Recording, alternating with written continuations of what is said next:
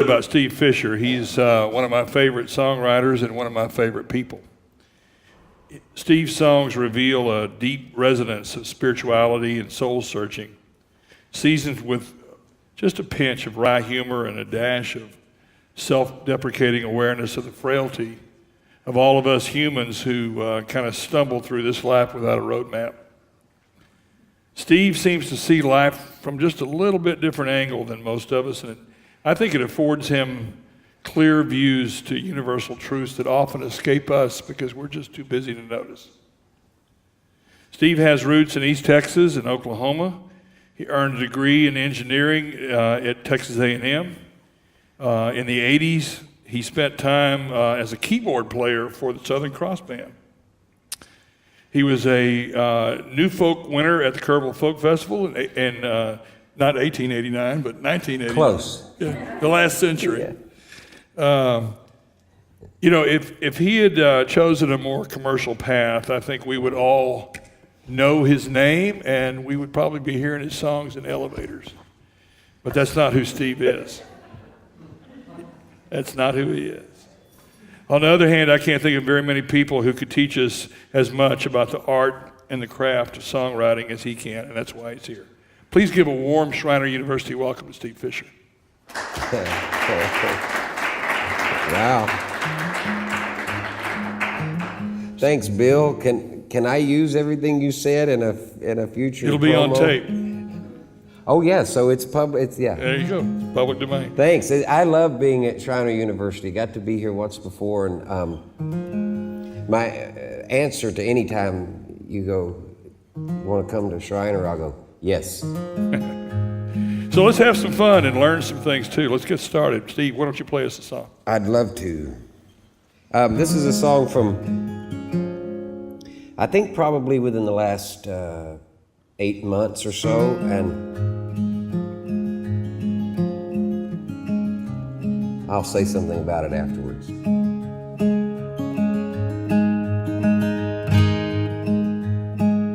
I landed on my feet, oh my love. Landed on my feet when I fell from the stars above. When I fell, and was the Wednesday's child full of woe? Or did the Wednesday's child have so very far to go? So far. When there's lessons to learn all along the way, and what I've learned, well, it's met me here today. And here I am. And I've climbed so high in the name of love. Well, I've climbed so high, still not high enough.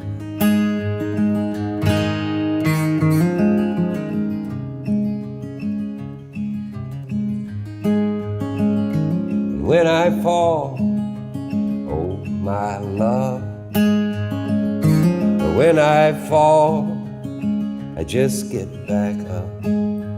I'll get back up.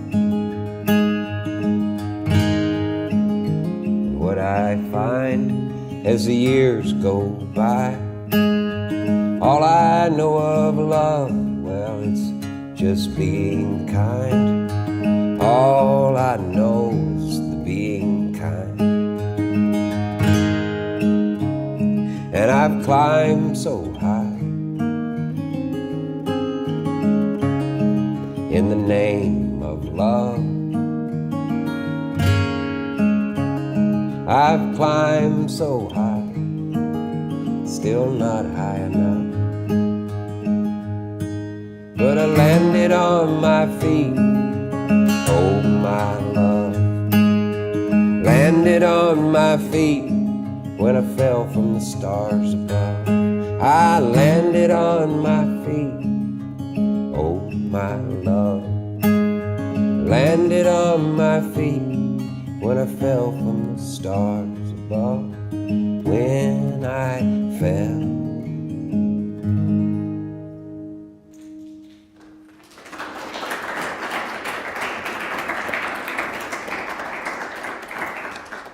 So that's about 6 or 8 months old?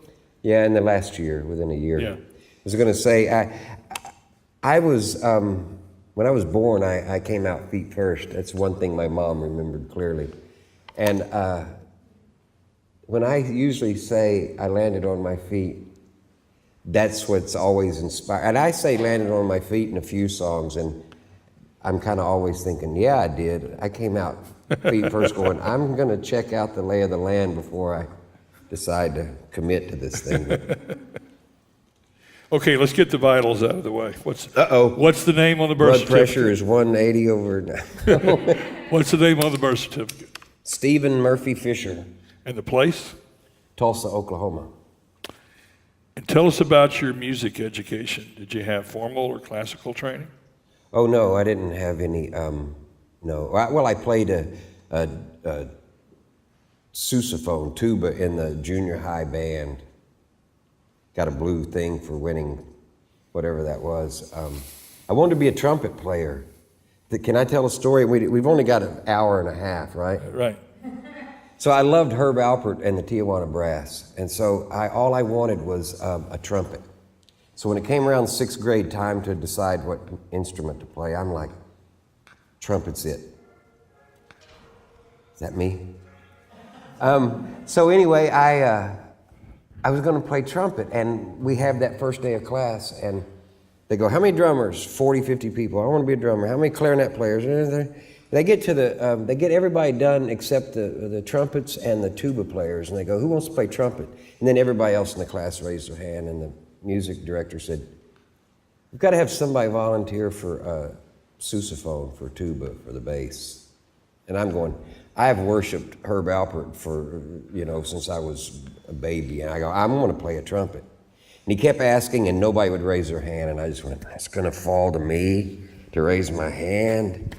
I'll play the tuba. And so, but I asked my parents Christmas, can I get just the cheapest little cornet, anything? So while I was playing tuba in junior high, this is not important stuff, is it? That's fine. So anyway, I learned to play trumpet. I was a better trumpet player than a tuba player, but that ended in the 9th grade. Classically trained. Junior high band. So where do you think your music inclination came from? Do you think your artistic talent or your interest in writing was inherited or influenced by your parents or someone else in your family? Not my dad's side, but my mom sang. My mom had a beautiful voice. It was like at church when mom sang, it was like she could have sang opera maybe. Everybody just, who's that singing? And she sang, so when we go out in the yard, she sang all the time, doing laundry, hanging laundry on the line. But she didn't play an instrument. I think her parents did, but I guess they had quit by the time I grew up enough to realize it. But nobody played an instrument in my family. Do you think that there's something in your family tree that said this, that you feel like you inherited some of your creative? I definitely think that the poet in me came from my mom's mom. I'm pretty sure, and I don't know if I took it any further than she took it. But she was she was very interesting. I brought in case you ask me about my history, I brought a poem that I would love to share with people. Can I read that? Please. So my grandmother, Letty Lorraine, was from Oklahoma, and I think her education ended in the 8th grade. But this was 1923, and she's 15 years of age. And I want to read this because I take my hat off to my grandmother because she was. And I only got to know her till I was 10. She died of ALS at like 56 or something. But so remember that she wrote this at 15. in Oklahoma. I think she's probably not quite half Native American and totally, Oklahoma poor back in the 20s.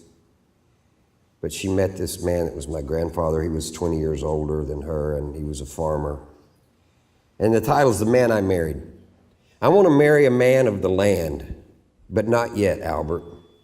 Please understand, I love the bass frogs' rolling song and jazzy crickets, but still I long for symphonies and a loud swing band before I marry myself to the land. I love the silence, but I want noise. I love you, Albert, but I want boys who send me flowers and wear a coat and talk about me instead of the goat that died last night. I like smoked meat, sweet corn, and greens, but I want to eat a lobster salad and taste some wine in restaurants where the rich folks dine. Our trees are tall, but not so high as buildings pricking holes in the sky. And this is why I've got to go to town to spend a day or so. Why, Albert, you're asleep. The day was hard. The tractor broke.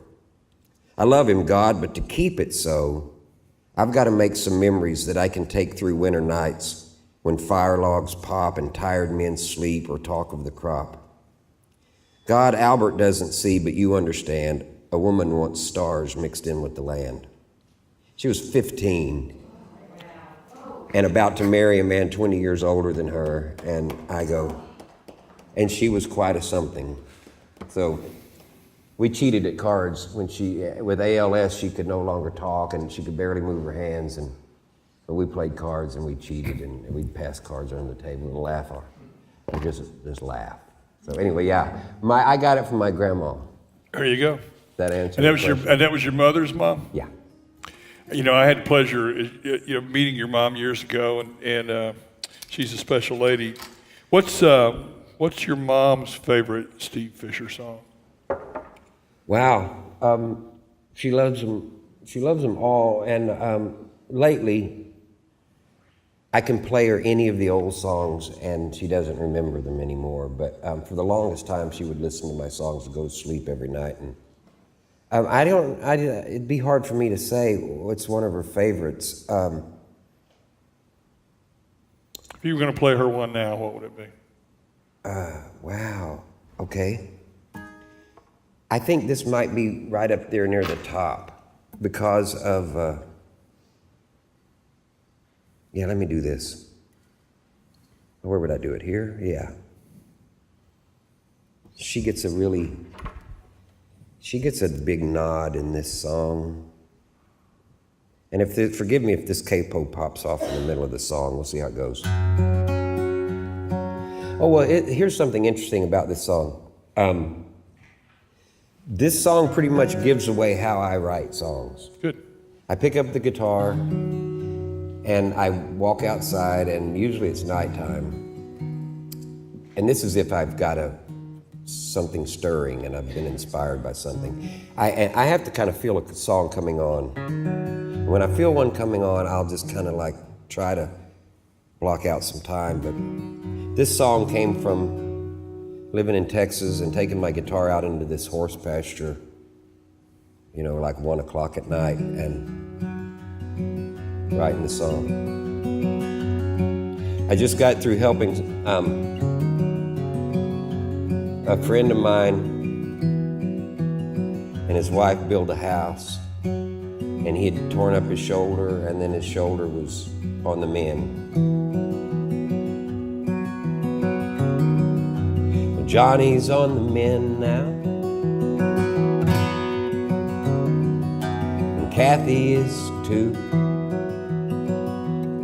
With 40 acres and a tractor for a mule, why, it's a dream come true.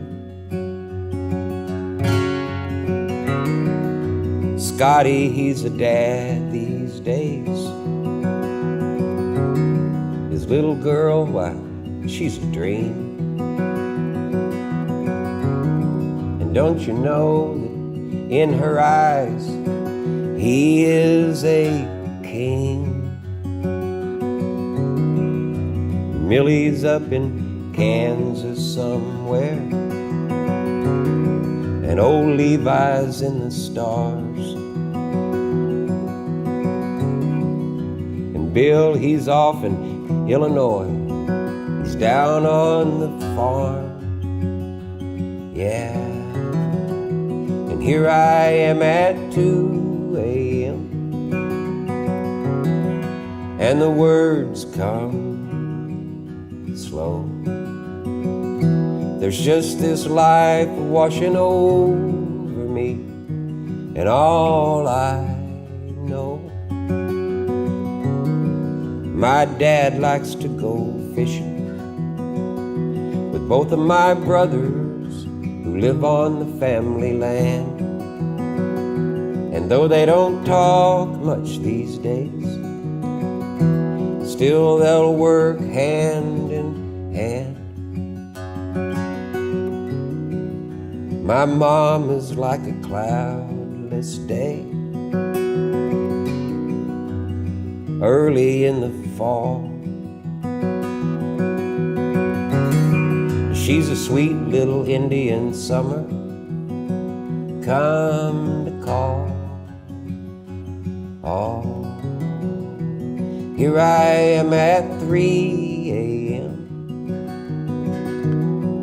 and the words come slow. It's just this love that's washing over me, and all I know is there are lilies in the valley, and you can see them in bloom all through that dead of winter, clear on past June. But here I am gone 44 years, maybe not much to show, no,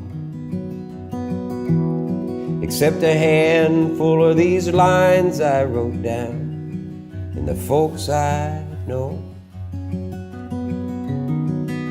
And Brian's gone to Oregon, gone. I don't see him enough. And to Miss Sweet Dina Marie, tonight wherever you might be, well, I send my love. And here I am gone more than 60 years, maybe not much to show, except a handful of these lines I wrote down and the folks I know. Lilies in the valley, oh, all of them. Lilies in the valley, and Johnny's on the mend now.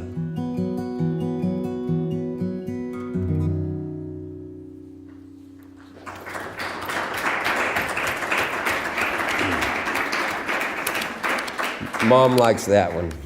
She would. Yeah. Do you remember the first song you wrote? I remember what it was about. I definitely remember what it was about, but I couldn't even begin. I remember the first song that I wrote that I can still play or choose to play. First Keeper? Yeah, the First Keeper. Play. That's definitely, yeah. Play First Keeper. You want me to play that one? Sure. This is called A Cheap Hotel, and my cousin was in the Woodrow Wilson Graduate School at Princeton, and I went up to visit him.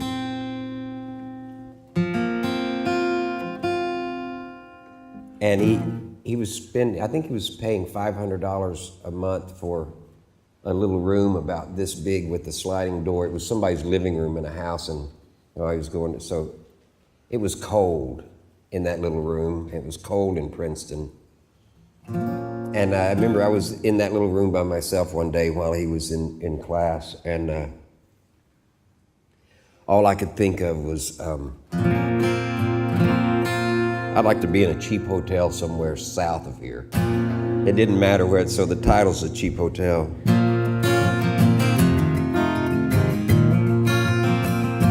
Someday I'll find a cheap hotel,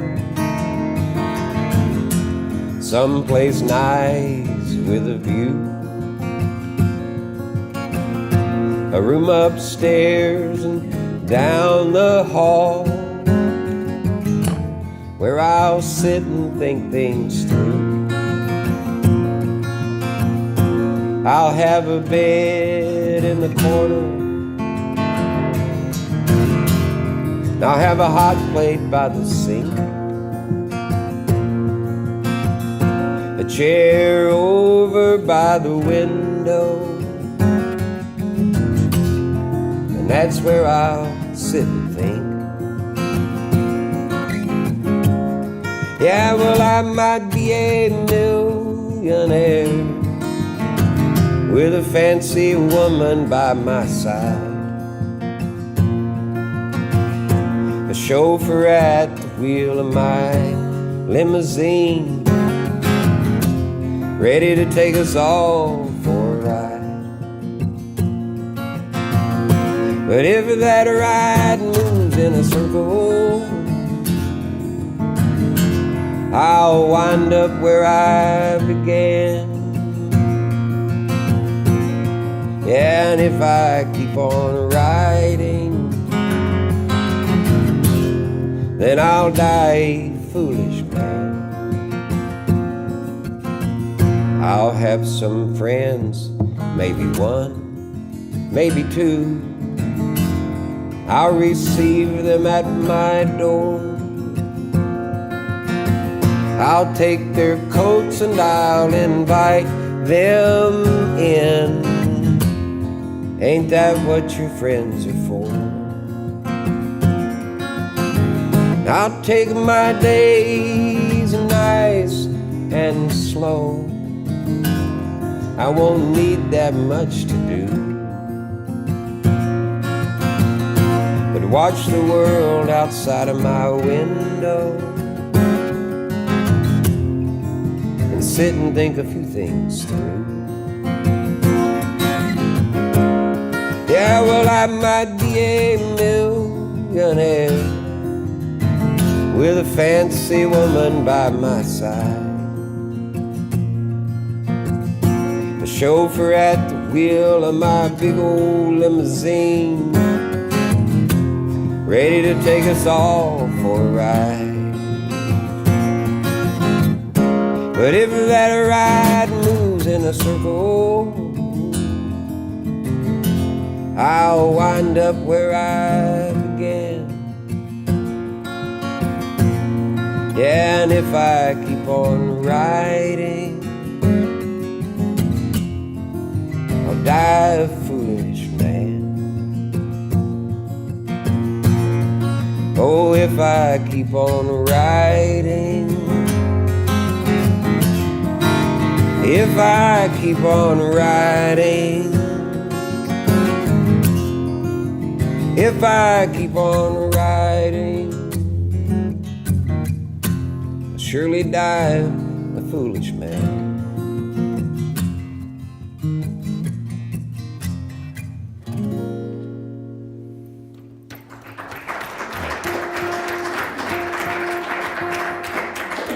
Thank you. You know, one of the things I've observed about you over the years, Steve, is that you are a collector of people and vivid characters. And I know that you're drawn, as I am, to and have formed very close bonds with people who might be described as operating just a little bit off the beaten path, and who are people whose age and experience make them really treasure troves of stories and perspectives. So this might be a little bit indelicate or personal, but we're close friends here, and yeah, there's within the cone of silence. So, who's one of your favorite characters, and why?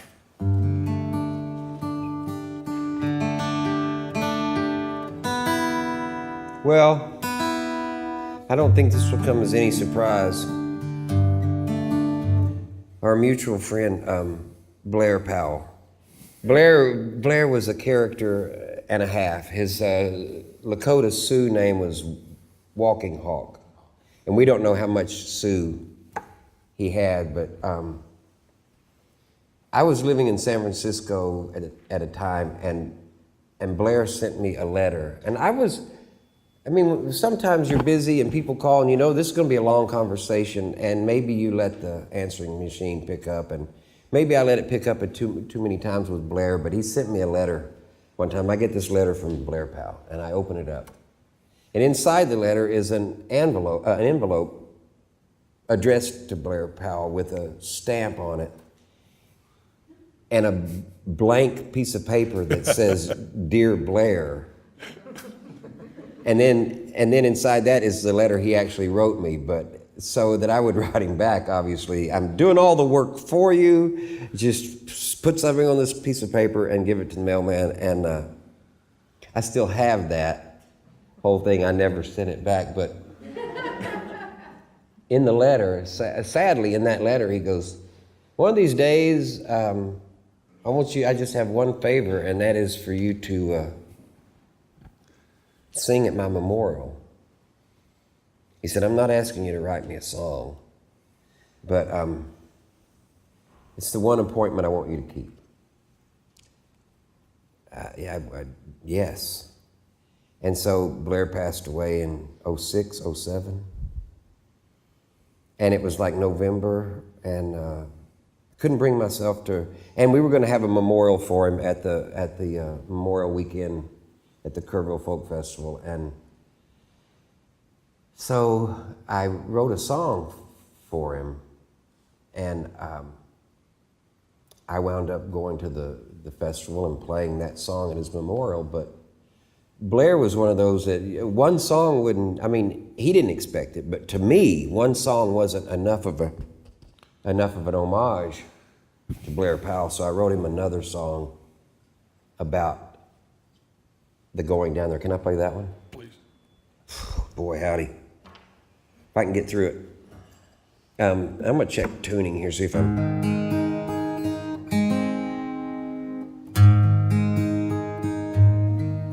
See if I can do it.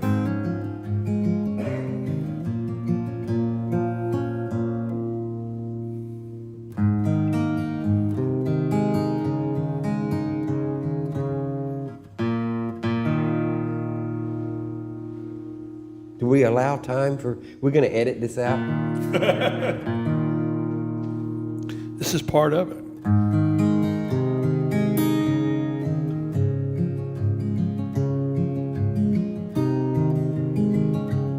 You can't take the train to Tulsa anymore. You can't pull your rope to ferry a boat across the Rio Grande. Harder these days than it ever was before to live your life like a simple man. Well, this old world's a changing, boys. I guess you gotta let it go. But it's the losing of your loved ones, one by one, that takes the toll. And now Texas is calling me. If I can find a way, there's some place I need to be. There's a song I said I'd sing come Memorial Day. Now I've been trying to remember how I used to get around. I was up and down the road, I was coast to coast, till I finally slowed down. Now I ain't saying my fire burned out, and I ain't saying that I've been laying low. I have not taken my head out of the clouds, no. I've just been hanging a little bit closer to home. And now Texas is a-calling me. If I can find a way, there's some place I need to be. There's a song that said I'd sing come Memorial Day. Yeah, I've been trying to remember a few things I once knew. You get caught up in the chase, gonna be hard to run your own race. Boy, is that simple, but it's true. So I keep my angel on my dashboard, and she keeps a watch a little further on down the road. I got your medicine bag, and it's a hanging from my rear view, so I can hear you no matter how loud the old wind blows. And now Texas is calling me. If I can find a way, there's some place I need to be. A song that said I'd sing come Memorial Day. There's some place I need to be. A song that said I'd sing come Memorial Day. Come this Memorial Day. Come Memorial Day.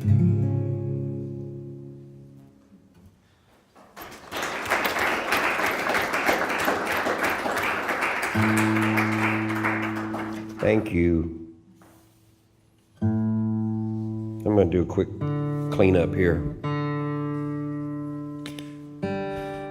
You know, Steve, in my view, there are literally a handful of people in this world, guys like you, Tim Henderson, L.J. Booth, Doug Winch, who have incredible talent as songwriters, but who have consciously chosen not to spend their lives chasing gigs and recording contracts and publishing deals, but who nonetheless have chosen to live their lives in a way. You've chosen to live your life in a way that gives you the space to honor your art and to create music.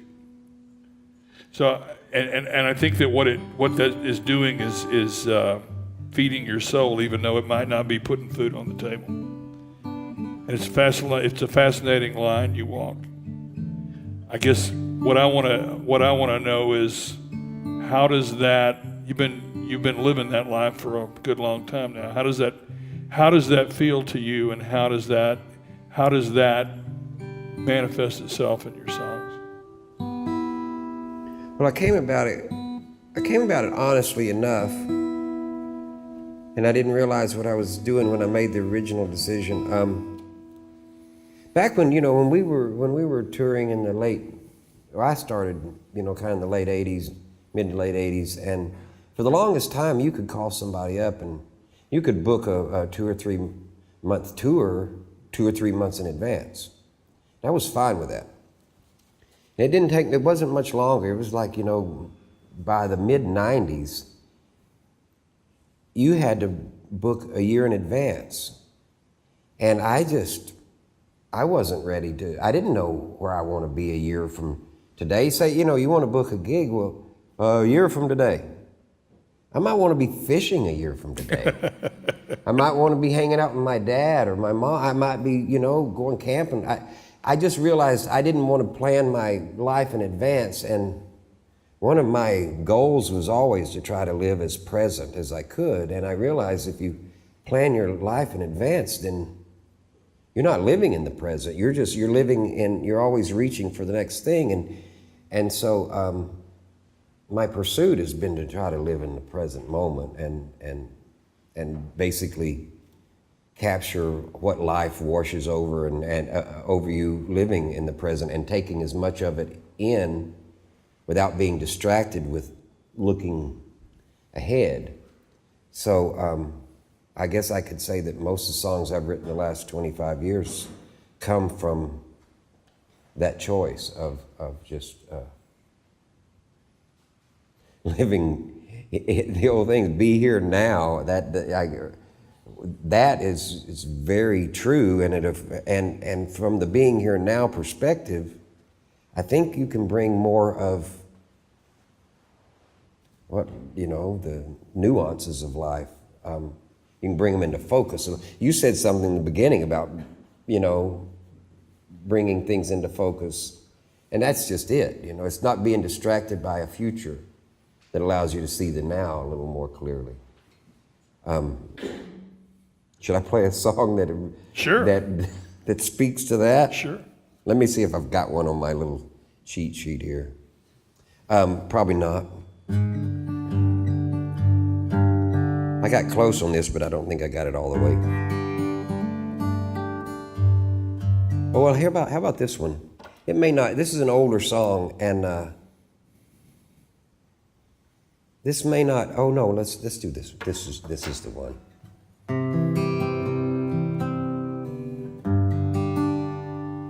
No, changing my mind back. Let's do this. Okay, so I wrote this song right when I was in the process of making that, backing out of touring a lot. I made this commitment that I would always, if somebody called me and said, come play, I'd always go play. Even if they said, come to Washington State, we've got one gig, it's $250. I'll go, I'll take the train, I'll be up there, and I'll hang around for a month and see my friends from Portland to Washington and then come home. It wasn't about making a tour out of it, it's just like answering that call. Somebody's called, come play, I go, yeah, I'll honor that.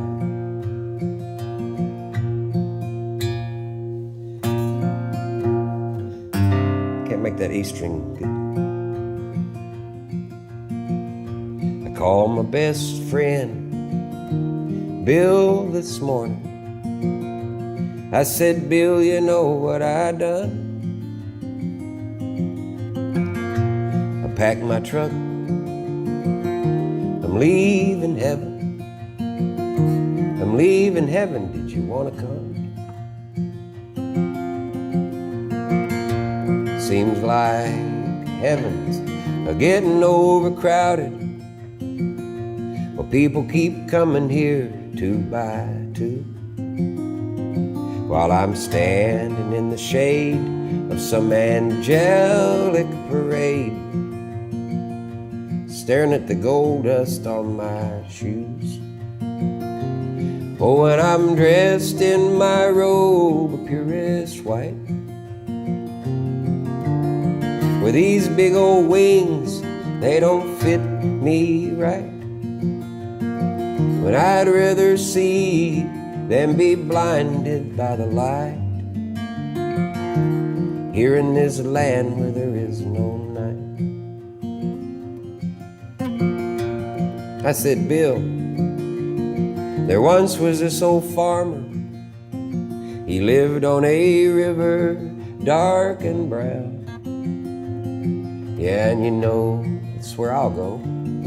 They got catfish and they're big as tigers.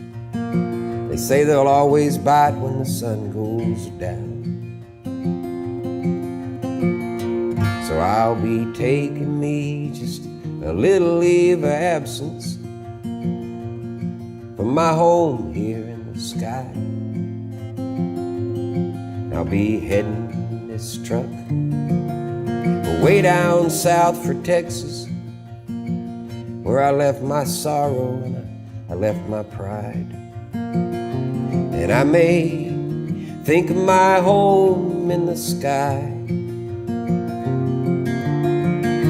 and all my robes of a purest white. But I'd rather be down by the riverside, just watching the clouds roll by. Now old Bill, he says, wake up, boy, you've been dreaming. Hell, about what? Only heaven knows. You was mumbling and saying something about leaving, how you just hop in that old truck and go. So I look up and see I'm sitting on the river. Yeah, I got mud up to my knees. There's my cork, it's just a-floating on the water until she disappears, pretty as you please. And I may dream of my home in the sky, and all my robes of a purest white. But I'd rather sit and watch the clouds roll by until the day, until the day, until the day I die.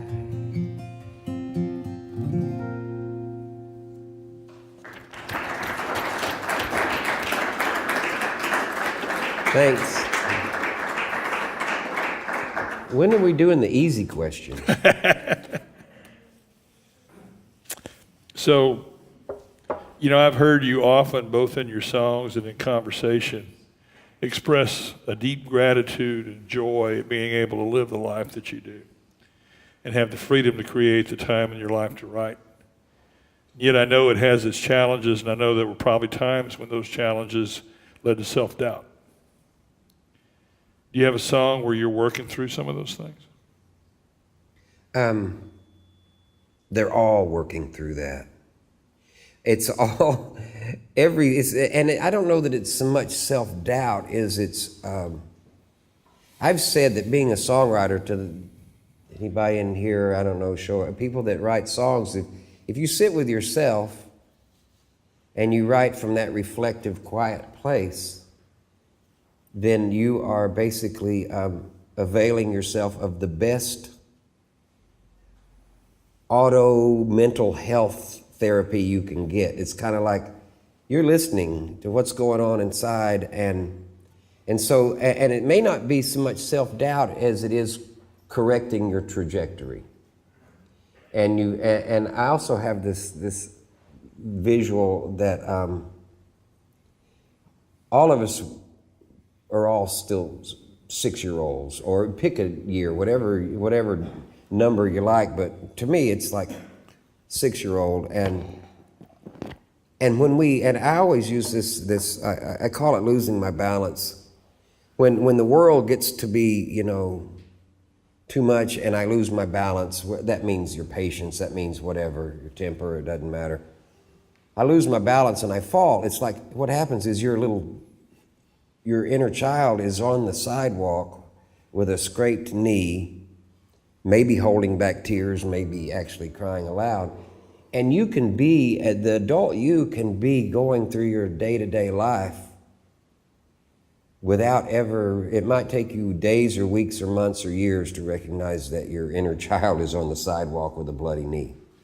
And so, you know, for me it's not so much self-doubt as it is just correcting my, well, you played me a song last night. The image of when I fall, and I did it and landed on my feet. When I fall, you just get back up and be grateful that you can get back up. And so it's not so much that, but let me play one though that there was a time this last winter when I was taking care of my mom for a while, and everybody in the family had the flu. But And last year the flu shot apparently didn't really do much. And Mom's 89, and her getting the flu would have been probably tragic. So I was taking care of her, and every night I would go to bed going, don't let me get the flu, even though I was taking care of my brother and his wife while they had it, because Mom can't afford it. The stress was building over a few weeks. So when they all got well and Mom didn't get the flu and I got home, and I had a moment, kind of a meltdown to where the anxiety kind of manifested itself physically. And I wrote this song after I came to terms with it, whatever. But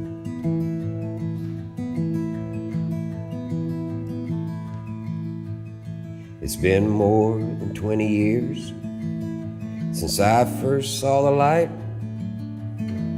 coming through clear here on a warm night.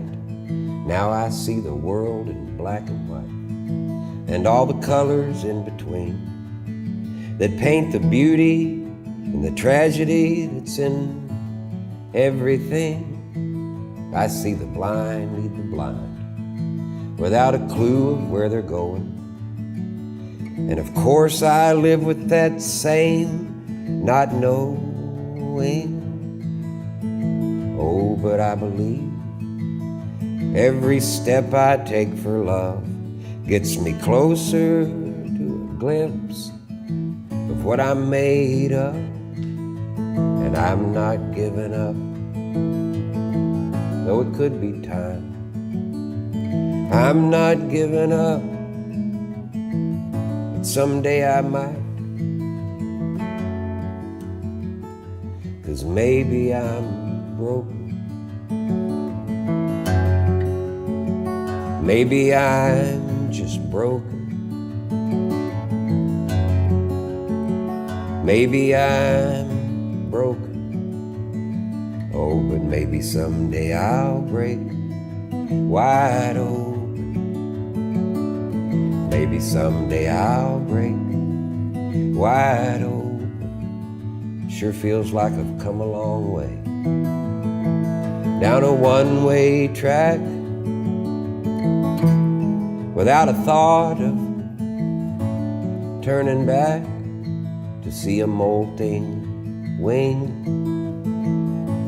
and a growing sadness or the coming reckoning with my solitary madness. Oh, but I believe every breath that I take for love, it leaves me closer to knowing what I'm made of. But maybe I'm broken. Maybe I'm just broken. Maybe I'm broken. Oh, but maybe someday I'll break wide open. Maybe someday I'll break wide open. I'm not giving up, though it could be time. I'm not giving up, even if someday I might.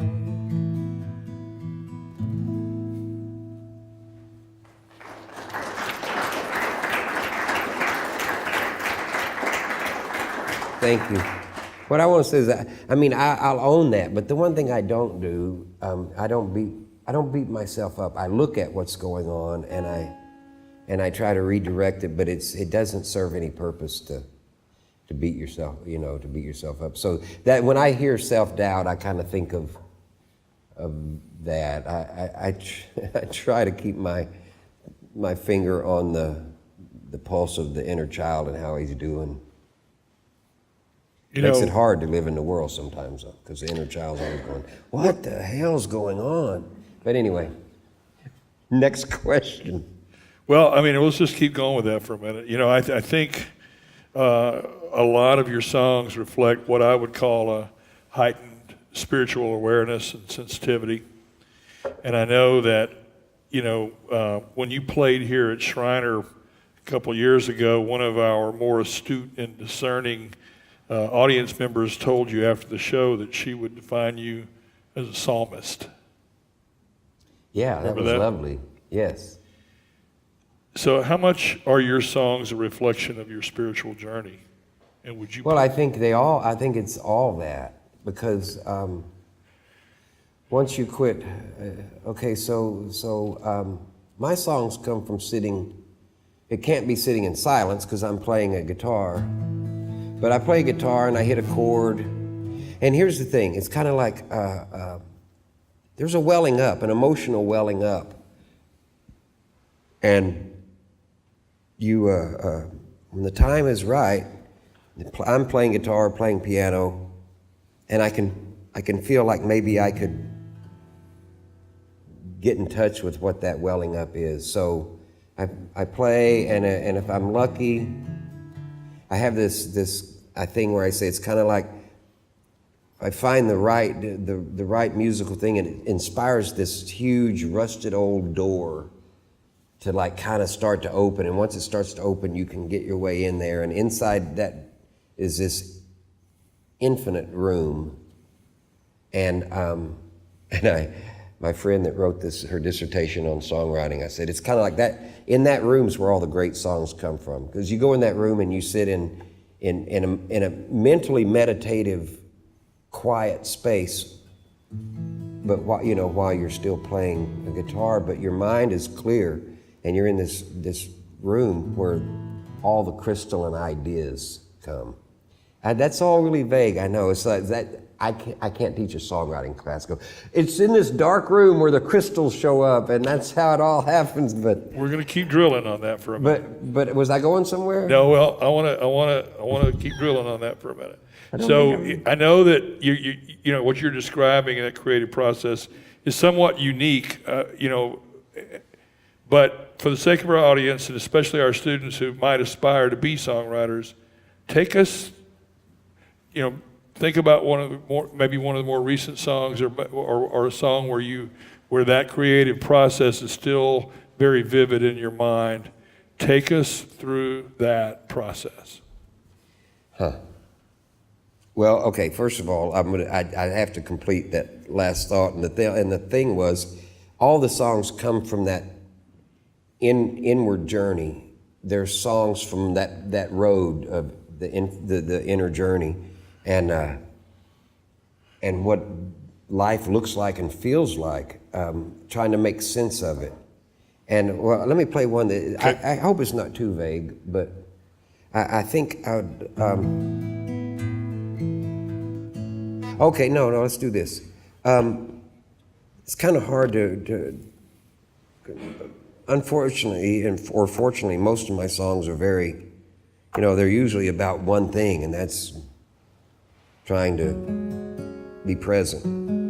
And how do you do that? And what does that look like? What does that feel like? But so this song is I think it's both visually and I think it's pretty easy to get where I was headed.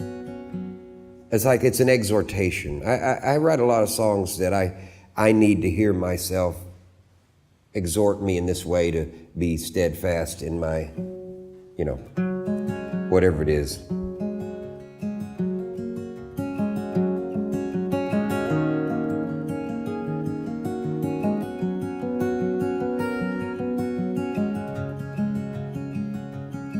I try to take it all in, breathe it in. Oh, I drink it in again and again. Every day I sit a while in the sunshine. Come the night time, I'll be looking for the moon, and I sing to my shadow. I sing to my reflection in the mirror. And my heart, well, it's growing softer as the last of my walls come tumbling down. Each moment grows dearer, full of what treasure I found. And I try to take it all in, breathe it in. Oh, I drink it in again and again. But some days the world is too much with me. Hell, I might fall down, I might drink a little whiskey. Life, well, it's where the day takes you. Usually that setting sun will bring me back around. And I sing to my shadow, I sing to my reflection in the mirror. My heart, well, it's growing softer as the last of my walls come tumbling down. Each moment grows dearer, full of the joy and the sorrow I've found.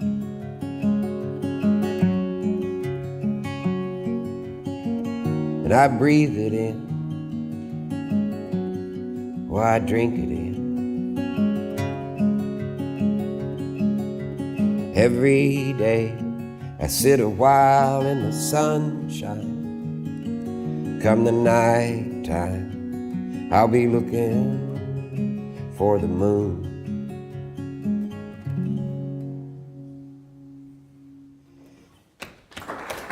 Thank you. Thank you. I don't feel like I answered the question, and I don't know that I know how, except to say that for me, the songwriting process is just sitting in the middle of your emotions and your feelings and try to get a handle on them. And for me, songwriting is just trying to sum up what life feels like in this moment. And in that one, I was obviously sitting on the porch one day being still going, I'm just going to keep trying to breathe it in. And then you own the fact that there are days that you have to go to town and you can't just sit in the sun and breathe it all in. The world knocks you about, and then you try to find your balance again. And whatever your balance point is, for me, often it's the moon. And so anyway, I don't, that's why early on we talked about this. I go, I'm kind of at a loss, Bill. I've only got one thing to say about songwriting, and that's just write what you know and what you feel and how you feel about what you know.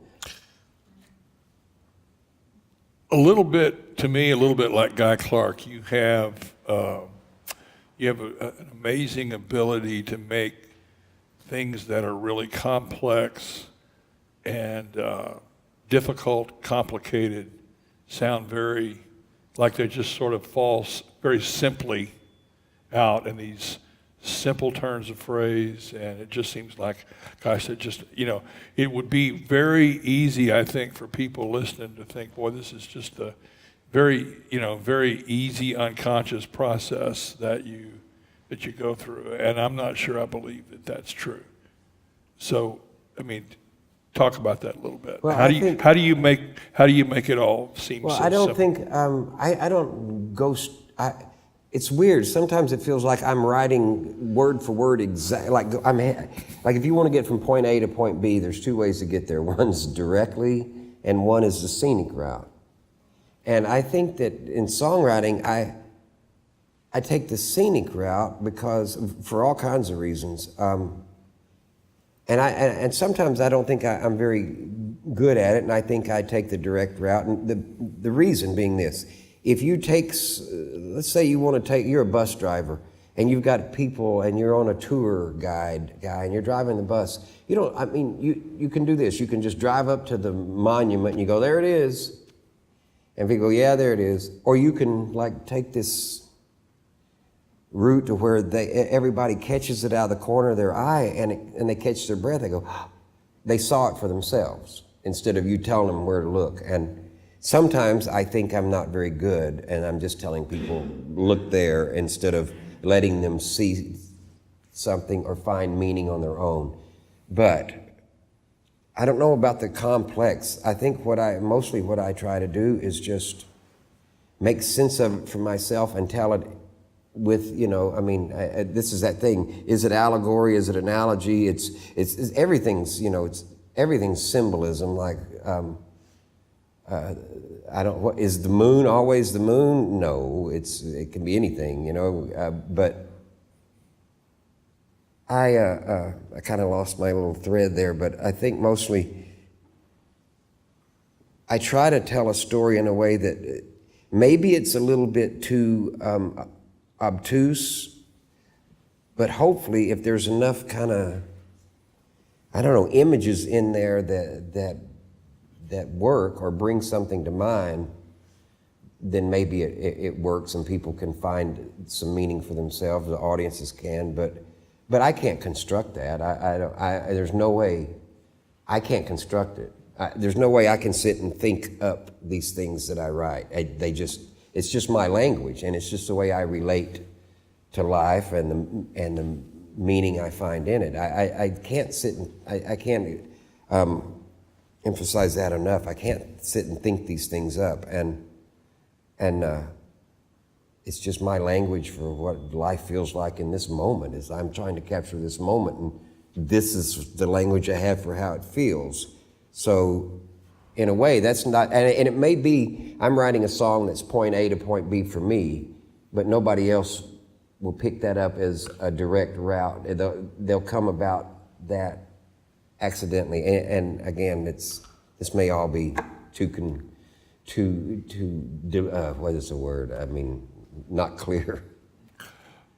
I'm going to guess that even though the songs are inspired by what you're feeling and what you're, trying to figure out, that there is that they don't just all come in one stream of consciousness that you just let flow out of the guitar and into the air. Now some do.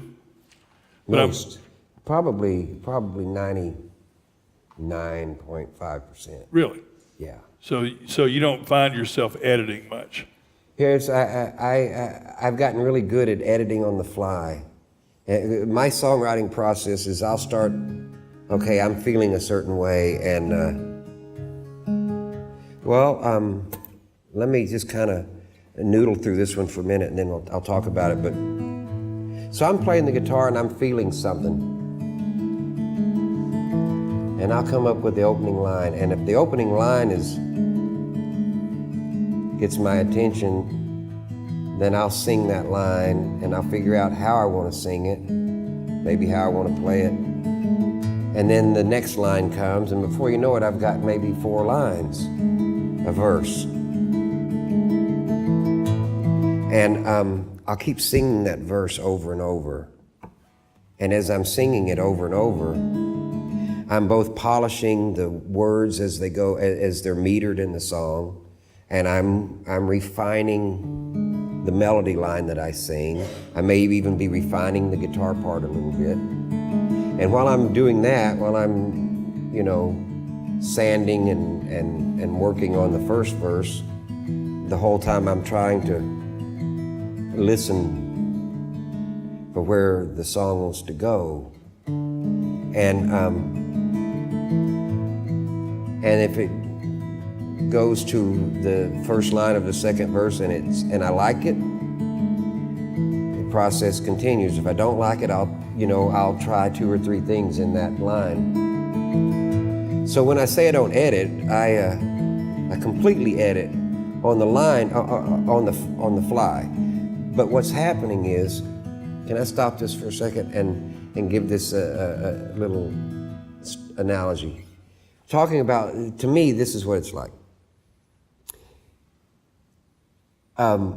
In our great awareness, it's our subconscious and our everything else that we've ever seen or remembered.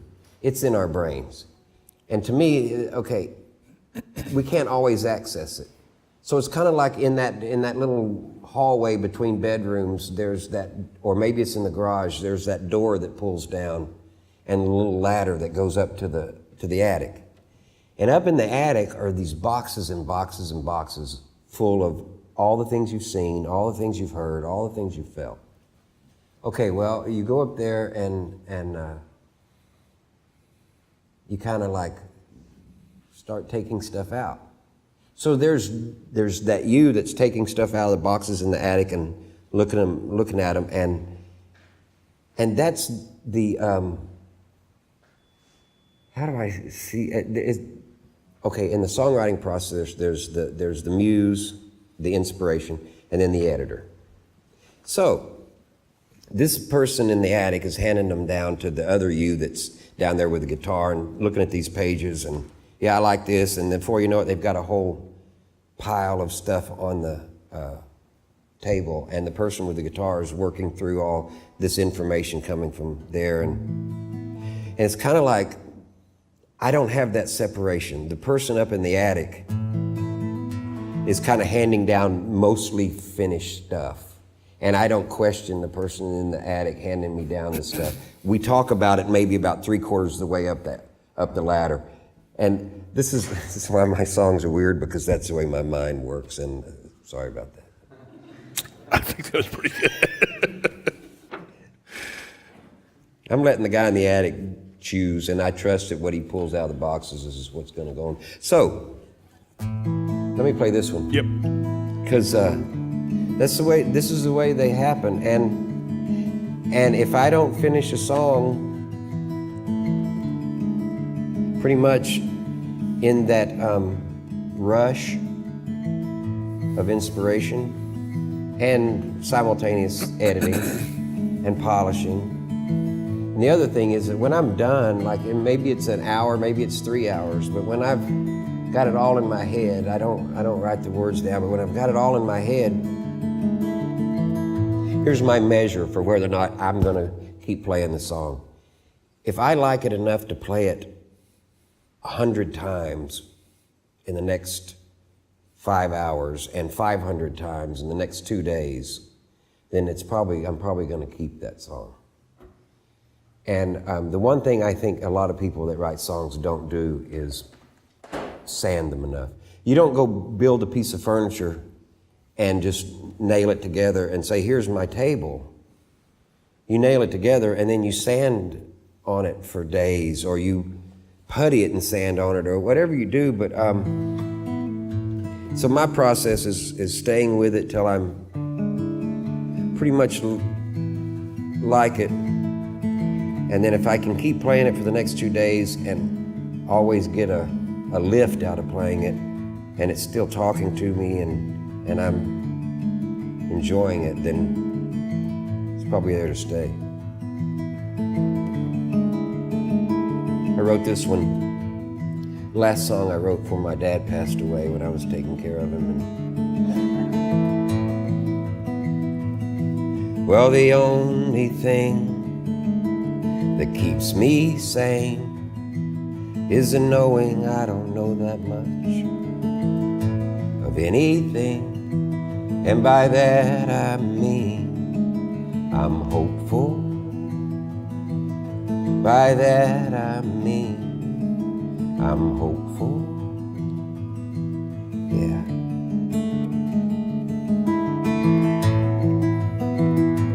There's the rush of life, and then the passion play, and then the slowing down, and then the fading away, and the only thing that keeps me sane is trying to wrap my head around all that words can't say, and by that I mean I'm hopeful. By that I mean I'm hopeful, and I'll take my place, stand my ground till I give it up, till I back down. And the only thing that keeps me sane is believing in someone I've never been, and by that I mean I'm hopeful.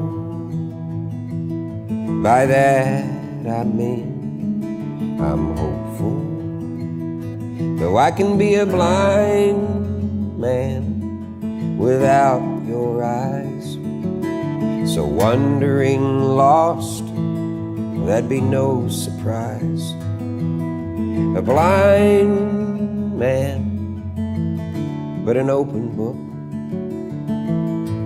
I left beside this road I took.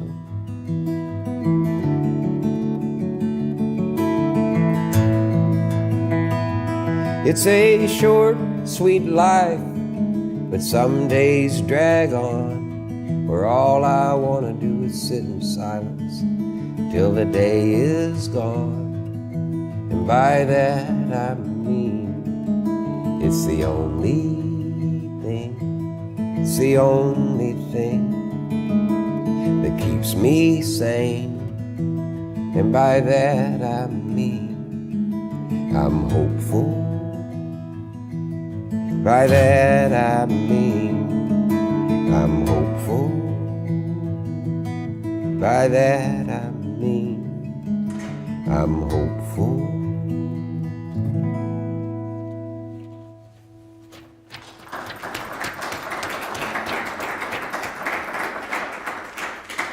Another reason it's hard for me to do much explaining about the process is that I find myself looking back months after a song's written and go, I don't remember where that came from. You know, I mean, my intellect doesn't write my songs. I think my centered meditative awareness writes the songs, but so that it's almost kind of like it's not.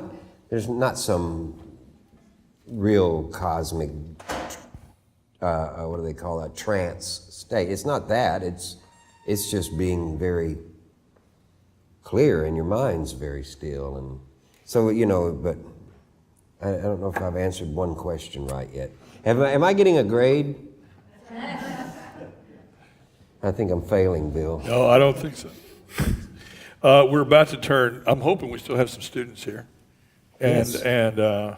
We're about to turn questions over to our students, but before we do that, I guess one of the things that I'm hoping that we're getting from this is, you know, I know that we have students here who want to be songwriters. Some are already writing songs. And so my question for you at this point is, on their behalf, I mean, what advice would you give them?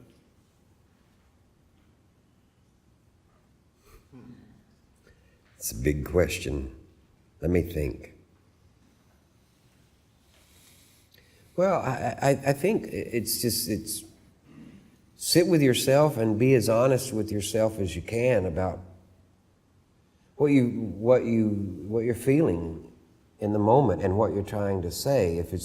If you're trying to write, you know, I know there's fiction and I know there's nonfiction, and but you know, it's kind of like songwriting. It's weird. Songwriting is like falls into that gray area between poetry and prose. I can't imagine there's a whole lot of fictionalized poetry in the world. Maybe I'm wrong, but I kind of imagine most poets, when they write, it's coming from, they're not trying to just make up something they think somebody wants to hear, or something that might, you know, sell. So the idea of writing a song that's a fiction, it might be impossible to do, because there's no way you can write something that's not part of who you are. Because we all, what is it? Faulkner said we all look on the world through our filter of our own self and our life experiences and who we are. So everything you see and anything you write down will be you and will come from your point of view. Even if you're trying to write a fiction, there'll be you in that. So I'd say own that. And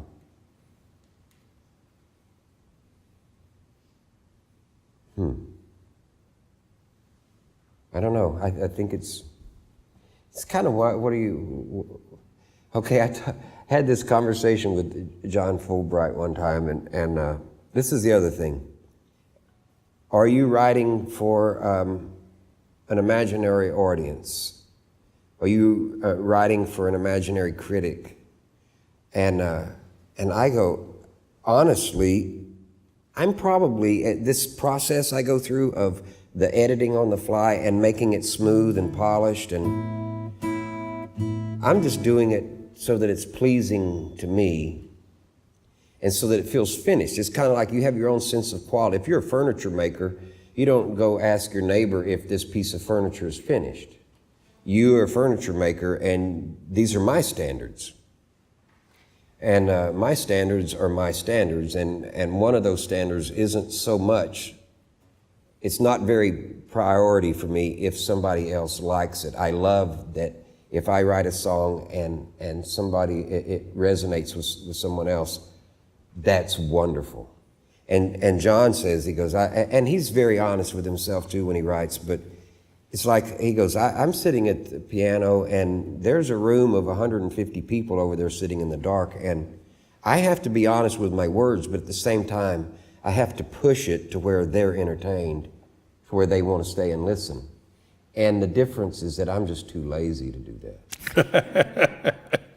It's true, and I don't want to work that hard. And I think if I did, I think I know enough about me that if I tried to work that hard at it, I would crush the being able to stay with the inspiration in the moment and capture the now moment as clearly in my mind as I'm capturing it. So, you know, if I was pushing it to make it more, then I don't know that I would be, they wouldn't be any good. I just don't think they would. I've written several shorter songs recently, and I played them to people, and they go, "You could develop that." I go, well, yeah, it's a minute and a half, and you can get away with writing them up to 3 to 4 minutes long. I go, but at the end of a minute and 38 seconds, it kind of, that's all I really needed to say. And then 2 or 3, 4 days, weeks later, somebody says, well, you could develop that song. I go, well, yeah, I could, but it would be forced. And it wouldn't, I mean, I would know it was forced. I might be able to write it using my, trying to access my cleverness, which I don't really have. I think I could probably try to access my thinking brain and write something that works, but I think it would lose the soul thread. So, you know, if you find yourself writing a minute and a half song and you think it's done, be okay with it being done. Only you can know if it's, you know, only you can know if it works for you, though the other side of that coin is, and our friend Bill McNeil said this in this interview, what makes a good song? And the question was, how do you know if you've written a good song? And McNeil goes, I don't know till somebody tells me. And there's a great truth in that there's the singer, the writer, and then there's the audience. And without the audience, this person is basically a tree falling in the woods that nobody hears without the audience. So on this hand, the song might work for you. You love it. But if it doesn't work for the audience, then you just get to play that for yourself before you go to bed at night, which I have so many lines. I've said in several songs, I sing all my songs to the sky and the trees, and they seem to be quite receptive.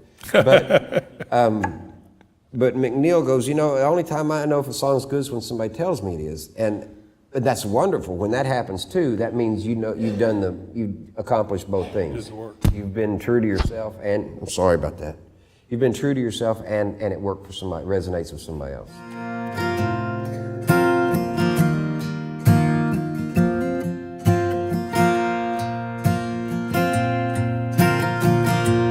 I still believe, though it's harder now, helps me to find some things that lead me away from doubt. It's a conscious choice to try and find a calmer voice, remembering a softer place, like the smile on my mama's face. I still believe in the middle of my darkest days. I promise myself not to lose my way, at least not for long. That's why I sat down to write this song. It's just a conscious choice to try and find my higher voice.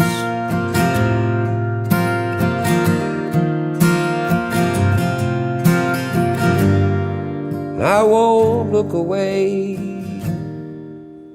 from all the trouble in the world today, but what makes my heart sink mostly is just the weight of the darker things that I think. So it's a conscious choice to try and find my loving voice and stay in the softest place, for there lies some saving grace. Even if it's harder now, I still believe. Even if it's harder now.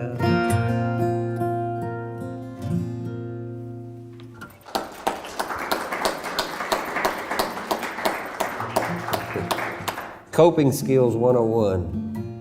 So am I going to play this last one, or are we going to talk a minute first? Well, I want to thank everyone for coming, especially our students. I know it's a busy time of the semester, and I want to thank all of you for being here and for listening to this. And I hope it's what you wanted. And I'd like to ask you one more time to thank our artist. Oh, sure. Steve Fisher. Yeah, and I say put a suggestion box out there for next time, but definitely Bill and Bill for running sound and everybody at Shriner. What a great university y'all have here, and ask me back again someday. I think we beat this thing to a pulp. I don't know. I wish I had more to say, but so after I wrote that song, Coping Skills, songwriting. To answer the other question, songwriting, just call it Coping with Life 101. But so I wrote that one going, this is where I'm at. And I go, is that where I want to stay? Just continually keep trying? And I know I want to get somewhere. And so after that one, a few days later, I wrote this one, and I go, it's probably my favorite one for, a long time, and a song I would want to be my, epitaph or something. Thanks, Bill.